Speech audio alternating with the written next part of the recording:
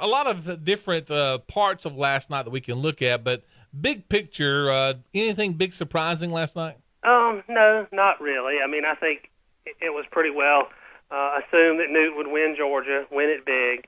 I think if the big story early on in the night for me was that Rick Santorum won Tennessee and Oklahoma. And, some people is going to argue with whether Oklahoma's part of the South, but I'll call it the Upper South. I'll call Oklahoma and Tennessee the Upper South.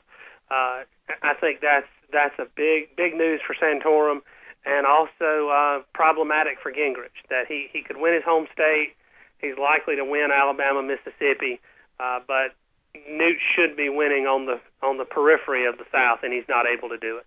And I believe I heard Newt Gingrich say that in Oklahoma he was being endorsed by the great J.C. Watts, former Sooner quarterback. And, if that don't get you through in Oklahoma, I don't know what will. Well, and he had Fred Thompson stumping for him in Tennessee. So, former U.S. Senator and star of Law and Order and Hunt for Red October, among other things. And he dated Lori Morgan. Don't leave that out. I mean, that's at the top of the list now. Well, there you go. Exactly. So, I think while Newt did have a big win in Georgia, I thought it was kind of funny. I was looking at the returns by congressional district. Newt didn't win his congressional district. Georgia 6 went by about 2,000 votes for Mitt Romney. Wow. But I don't see a path for Newt to the nomination. It looks like, going forward, Newt may have some big days ahead coming up, Alabama, Mississippi. But it looks like Santorum may be the conservative candidate that moves forward over the next couple months to face Romney head-to-head. And that's what we're talking about, because now that we have, the calendar upcoming, Alabama, Mississippi, Louisiana, all have their primaries this month. And the problem for Mitt Romney, although he has over 400 delegates, twice as many as anyone else, and he is doing well in certain areas, the South is the Republican stronghold. How can a guy be elected if he is not now, he won Florida, but as we know, Florida's not really the South. Yeah. I mean, the South, at least not below Gainesville. There you go. The South ends at Gainesville, and the rest is Cuba, I think. But anyway, and again in Virginia, where there was no Newt Gingrich and there was no Rick Santorum, he beat Ron Paul, but that was not nearly as of a big margin as we thought it might be. Well, I think you said it. I mean, the South is the Republican heartland. And when it comes to a head-to-head race between Mitt Romney and Barack Obama, the South's going to go for Mitt Romney. I mean, Georgia, Alabama, Mississippi, Louisiana, Tennessee, all those, Arkansas, those states are going to go for the Republican nominee. I refer it back to 2008.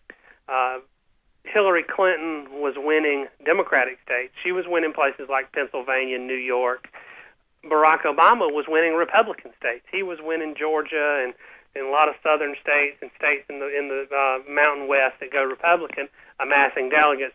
But when it came November, all of those Democratic voters came home to Obama, and even though they may have voted for Hillary in the primary, they voted for Obama in November. And I think that's what's going to happen in 2012.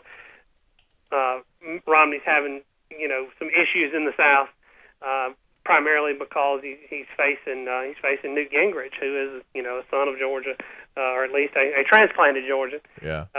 But I think come November, all the Republicans are going to come home and vote for Romney when it's head-to-head, he versus Obama. So you are assuming that Mitt Romney, without a doubt, is going to be the nominee? Well, I don't want to say without doubt, but just looking at the delegate count right now, Romney's got 415 delegates, Santorum's about 176, Gingrich 105, and Paul 47.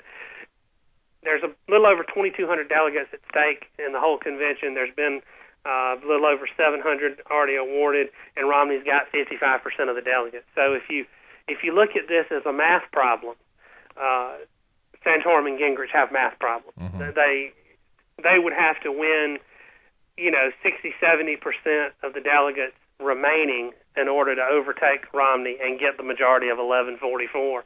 And the way the proportional representation works, I'm not going to say they're mathematically eliminated, but it would be very difficult to find a mathematical path to the nomination at this point.